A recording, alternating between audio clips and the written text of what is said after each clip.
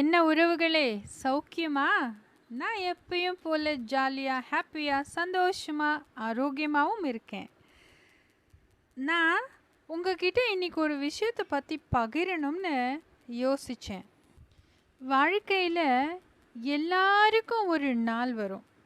அந்த நாள் எதுன்னு நமக்கு தெரியாது. ஆனால் அப்படி ஒரு நாள் வரும் பொழுது அதை நாம் பயன்படுத்தி கொண்டோமேயானால் வாழ்க்கை நம்ம எங்கேயோ கொண்டு போய் விட்டுடும். இதை எத்தனை பேர் உங்களோட லைஃப்பில் உணர்ந்திருப்பீங்கன்னு தெரியாது. ஆனால் எனக்கு நடந்த ஒரு சம்பவத்தை உங்களோட நான் பகிரணும்னு விருப்பப்பட்டேன்.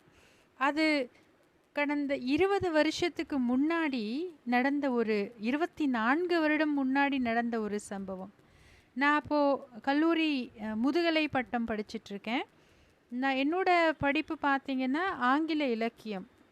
ஆனால் நான் எப்பயுமே தமிழ் பேச்சு போட்டி, தமிழ் காம்படிஷன் இந்த மாதிரியான விஷயங்களில் ரொம்ப ஆர்வம் காமிப்பேன். அதே போல் ஆங்கிலத்திலும் நான் ஆர்வம் காண்பிப்பதுண்டு, போகிறது பரிசுகள் வாங்கிறதுன்னு உண்டு. ஆனால் பெரும்பாலும் ஆங்கிலத்தில் அவ்வளவு போட்டிகள் நடக்காத காரணத்தினால அவ்வளோ ஃபேமஸாக நம்ம தெரிய மாட்டோம். ஆனால் எல்லா கல்லூரிகளிலும் தமிழுக்கான தமிழ் மன்றங்கள் இருக்கும், காம்படிஷன்ஸ் இருக்கும். அதில் நிறைய பேர் கலந்துப்பாங்க. பரிசும் வாங்கும் வாய்ப்புகள் எங்களுக்கு நிறையவே கிடச்சிது. அப்போ ஒவ்வொரு கல்லூரியிலும் ஸ்டாண்டர்டாக சில ஸ்டூடெண்ட்ஸ் இருப்பாங்க.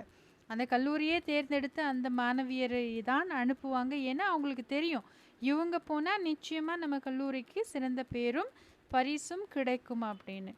அப்படி நான் காயிதே மில்லத் கல்லூரியில் படிச்சுட்ருக்கிற காலகட்டம்.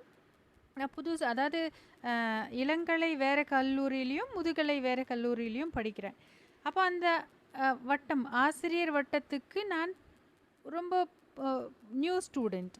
அதனால் என்னை பற்றி அவங்களுக்கு அவ்வளோவா தெரியாது. நான் ரொம்ப அமைதியான ஒரு ஸ்டூடெண்ட்டாக தான் இருப்பேன். எல்லா ஆசிரியர்கள்கிட்டையும், எங்கள் டிபார்ட்மெண்ட்டுன்னு இல்லை, மற்ற அனைத்து டிபார்ட்மெண்ட் ஆசிரியர்கள்கிட்டையும் மரியாதையாக தான் நான் நடந்துக்கிறது. அப்போது பிஜி படிக்கும் பொழுது அப்போது என்ன நடந்ததுன்னா, அந்த காலேஜில் நிகழ்ச்சிகள் நடக்கும் பொழுது அதை தொகுத்து வழங்குவதற்கு பெண்கள் முன் வர்றதில்லை. 2 விஷயம்.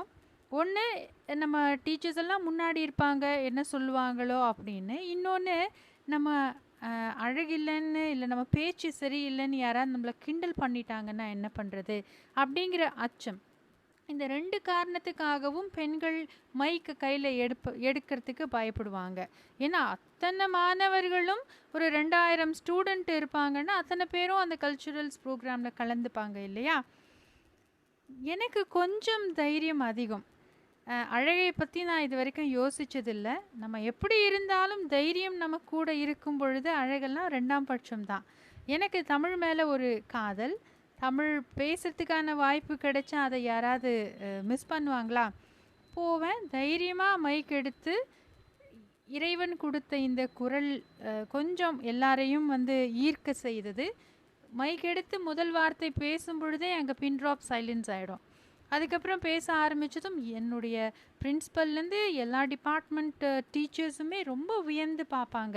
என்னோடய உச்சரிப்பு, என் தமிழ் பேசும் பாணி, இதெல்லாமே அவங்களுக்கு பிடிக்கும்.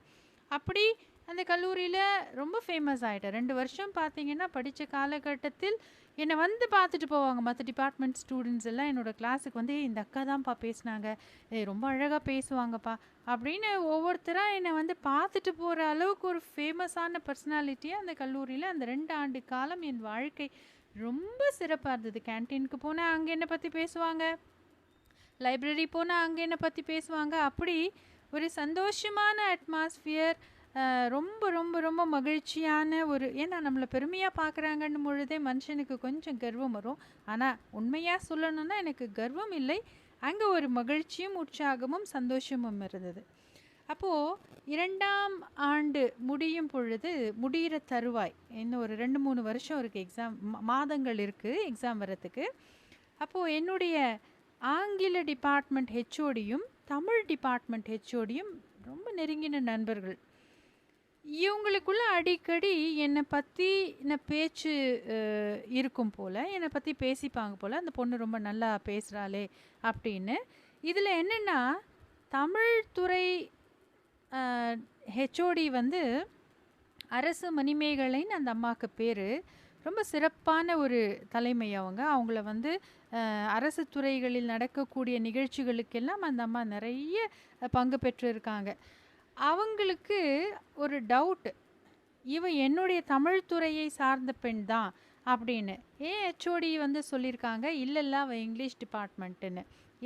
அவள் நல்லா பேசுகிறாங்கிறதுக்காக இப்படியெல்லாம் போய் பேசாதடி, அவளை கூப்பிடு நம்ம விசாரிப்போம் அப்படின்னு எப்படித்தான் அவங்களுக்கு தோணுச்சோ தெரியல. 2 ஆசிரியரும் ஒரு இடத்துல உட்காந்துக்கிட்டு என்னை கூப்பிட்டு விட்டாங்க.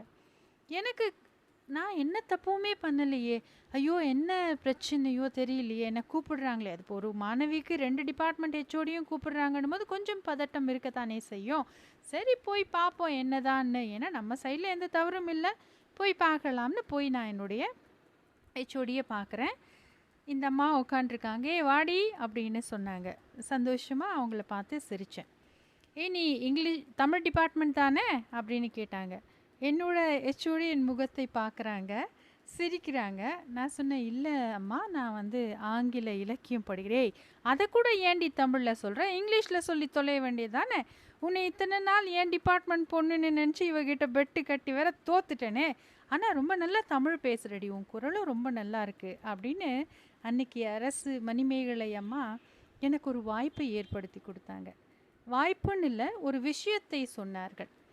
வாழ்க்கையில் யார் மூலியமா நாம் சிறந்து விளங்கணுங்கிற அந்த வாய்ப்பு கிடைக்குதோ அதை நாம் எப்பொழுதுமே இழந்து விடக்கூடாது, மறுக்கக்கூடாதுங்கிறது நான் அன்னைக்கு கற்றுக்கிட்டேன். தூர்தர்ஷனில் பொதிகைன்னு ஒரு சேனல் உருவாக்க போகிறாங்க, முழுக்க முழுக்க தமிழுக்காக. அந்த சேனலுக்கு ஆங்கர்ஸ் தேடுறாங்க. இந்த காலை கதிர், காலை வணக்கம் தமிழகம்லாம் நம்ம பார்க்குறோம் இல்லைங்களா, நிகழ்ச்சிகள் தொகுத்து வழங்கக்கூடிய தொகுப்பாளர்கள். அந்த மாதிரி இங்கேயும் வந்து இன்டர்வியூ எடுக்க போகிறாங்க. நீ விருப்பப்பட்டா கலந்துக்கோ, ஆனால் நிச்சயம் நான் சொல்கிறேன் உனக்கு கிடைக்கும். உன் தமிழ் உச்சரிப்பு, உன் குரல், உன் முகம் இதெல்லாமே அதுக்கு பொருந்தினதாக தான் இருக்குது அப்படின்னு எனக்கு ஒரு விஷயத்த சொன்னாங்க. என்னோடய ஹெச்ஓடியும் சரிம்மா நீ ட்ரை பண்ணி பாரு அப்படின்னு சொல்லவும் 2:30 மணிக்கு அன்னைக்கு ஈவினிங் தான் இந்த 4 மணிக்கு நடக்குது இந்த தூர்தர்ஷனில் இன்டர்வியூ.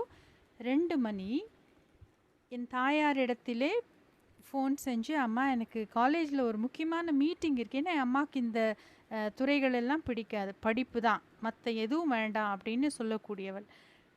மீட்டிங் இருக்குமா, நான் முடிச்சுட்டு வந்துடுறேன் அப்படின்னு சொல்லிவிட்டு நான் என் அக்காவுக்கு ஃபோன் பண்ணி, அக்கா வந்து ஹைகோர்ட்டில் படிச்சுட்டு இருக்காங்க, அங்கே வழக்கறிஞராக படிச்சுட்ருக்காங்க, பிஎல் கடைசி வருஷம் படிச்சுட்ருக்காங்க.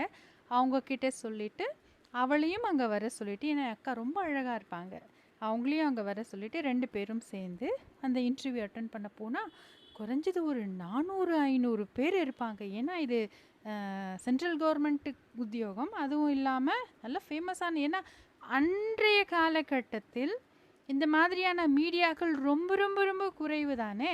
அதில் தூர்தர்ஷன் எல்லா இடங்களிலும் எல்லாராலும் பார்க்கப்படக்கூடிய ஒன்றாக இருந்ததுனால அத்தனை கூட்டம் இருந்தது. போனோம், ஒரு ப்ரிப்பரேஷனும் இல்லை. எனக்கு தெரிந்த தமிழ் என்னவோ, எனக்கு தெரிந்த பொது அறிவு என்னவோ அதை மட்டுமே நம்பி நான் போனேன். எல்லாரையும் இன்டர்வியூவில் கூப்பிட்டாங்க, என் அக்காவும் போனாங்க. போயிட்டு எல்லோரும் ஒரு 5-10 நிமிஷத்தில் வெளியில் வந்துட்டாங்க. எனக்கான வாய்ப்பு வந்தது. உள்ளே செல்கின்றேன். 10 பேர் சுற்றி உக்காந்துட்ருக்காங்க. எல்லாருமே சிறந்த மனிதர்கள், எல்லாருமே வந்து அந்தந்த துறைக்கான ஒரு சிறப்பு தன்மை பெற்றவர்கள். அங்கே நான் ஒரு ஸ்டூடெண்ட் உட்காண்ட்ருக்கேன். போனதும் வணக்கம் சொல்கிறேன். ஒவ்வொருத்தரும் கேள்வி கேட்கின்றார்கள். அவங்க எல்லாருடைய கேள்விக்கும் தமிழில் மட்டுமே பதில் அளிக்கின்றேன். அவங்க எல்லாரும் வியந்து பார்க்குறாங்க. நீ என்ன படிக்கிறேன்னு கேட்டாங்க. ஆங்கில இலக்கியம். அது இங்கிலீஷில் சொல்ல மாட்டியானாங்க. இல்லைங்க, இப்படியே சொல்லி நான் பழகிக்கிறேன் அப்படின்னு சொன்னேன். அப்போது கடைசியில் எனக்கு மட்டும் 20 நிமிஷம் ஆச்சு. முடிந்தது, வெளியே வந்தான். அப்புறம் வெயிட் பண்ண சொன்னாங்க எல்லாரையும். இன்றைக்கே நாங்கள் ரிசல்ட்டு சொல்லிடுறோம், வெயிட் பண்ணுங்க அப்படின்னு. கிட்டத்தட்ட 1 மணி நேரம் வெயிட் பண்ணோம். அக்கா சொன்னாங்க, "இல்ல இதுக்கு மேல நம்ம வெயிட் பண்ணா அம்மா கண்டுபிடிச்சிடுவாங்க, திட்டுவாங்க. நம்ம வீட்டுக்கு போயிடலாம். என்னவா இருந்தாலும் பார்த்துக்கலாம்" அப்படின்னு. அப்போ கிளம்பும் நேரம் எனக்கு என்னன்னா, என் அக்காவுக்கு வாய்ப்பு கிடைக்குங்கிற ஒரு நம்பிக்கை. நமக்கு கிடைச்சா ஓகே, கிடைக்கலனா ஒண்ணும் பிரச்சனை இல்ல அப்படின்னு அ ஒரு உணர்வு. கூப்பிடுறாங்க. 5 பேர் செலக்ட் செஞ்சிருக்கோம். வந்த 500 பேர்ல 5 பேர செலக்ட் பண்ணியிருக்காங்க. 4 ஆண்மகன்கள், 1 பெண் அப்படின்னு சொல்றாங்க. அனௌன்ஸ் பண்றாங்க. அப்பவே முடிஞ்சு போச்சு. ஓகே. நமக்கான வாய்ப்பிலேயே நாங்க நெறைய பேர் வந்திருக்காங்க. நெறைய அறிவாளர்கள்லாம் இருக்காங்க. நம்ம சாதாரணம் தானே அப்படின்னு முடிவு பண்ணிட்டு கிளம்பிட்டோம். அந்த 4 ஆடவர் பேரையும் சொல்லி முடிச்சாச்சு. ஆண்களோட பேரையும் சொல்லி முடிச்சாச்சு. நாங்க வெளியில அப்பதான் வரோம். கடைசியாக திரு மகாலட்சுமி அப்படின்னு என்னுடைய இயற்பெயரை கூறுகின்றார்கள். ஒரு நிமிஷம் புரியல. என்னால அத ஜீர்ணிக்க முடியல. நானா? எனக்கா இந்த வாய்ப்பு அப்படின்னு. அப்புறம் போய் ஊர்ஜிதப்படுத்தி கொண்டோம். நான் தான் அதே மகாலட்சுமி அப்படித்தான். இந்த பேர் தான் நான் தான் தேர்ந்தெடுக்கப்பட்டிருக்கின்றேன் அப்படிங்கிறது தெரிஞ்சு ரொம்ப சந்தோஷமா இருந்தது. என் சகோதரிக்கு கொஞ்சம் ஏமாற்றம் தான். ஆனாலும் என்னை பாராட்டினா, சந்தோஷப்பட்டா. அங்க இருக்கக்கூடிய எல்லாருமே பாராட்டினாங்க. இந்த விஷயத்த நான் ஏன் உங்களுக்கு சொல்ல வரேன்னா, அன்னைக்கு அரசு மணிமேகலை அம்மா எனக்கு இந்த மாதிரியான ஒரு இன்ஃபர்மேஷன் குடுக்காம இருந்திருந்தா, தூர்தர்ஷன் போன்ற ஒரு பெரிய நிறுவனத்தில் தொகுப்பாளினியாக குறைஞ்சது ஒரு 8 மாசம் நான் வேலை பார்த்துருப்பேன். அதுக்கப்புறம் என் கல்லூரி வாழ்க்கை முடிந்தது. வேற படிப்பு. அதனால அங்க போய் என்னால அதுக்கு காலம் செலுத்த முடியல. நேரத்தை என்னால் அதற்கு செலுத்த முடியாதனால நான் அத விட்டுட்டேன். அப்படி அந்த சிறந்த வாய்ப்பு எனக்கு அந்த அம்மா மூலியமா தான் கிடைக்கணும்னு இருந்திருக்கு. ஸோ வாழ்க்கையில யாருக்கு யார் வாயிலாக நல்ல நேரமோ, இல்ல ஒரு சிறந்த வாய்ப்போ கிடைக்கும்னு சொல்லவே முடியாது. ஆனா, அந்த நேரத்துக்காக நிச்சயம் நாம் காத்திருக்க வேண்டும். அப்படி ஒரு வாய்ப்பு கிடைக்கும் தருணம் வந்தால், அதை பயன்படுத்திக் கொள்வதுதான் சாலச்சிறந்த புத்திசாலித்தனம். நன்றி. இந்த கருத்து உங்களுக்கு பிடிச்சிருந்தா லைக் போடுங்க. ஷேர் பண்ணுங்க, சப்ஸ்கிரைப் பண்ணுங்க. மீண்டும் ஒரு சிறந்த சிந்தனையோடு வாங்க தமிழோடு பேசுவோம்.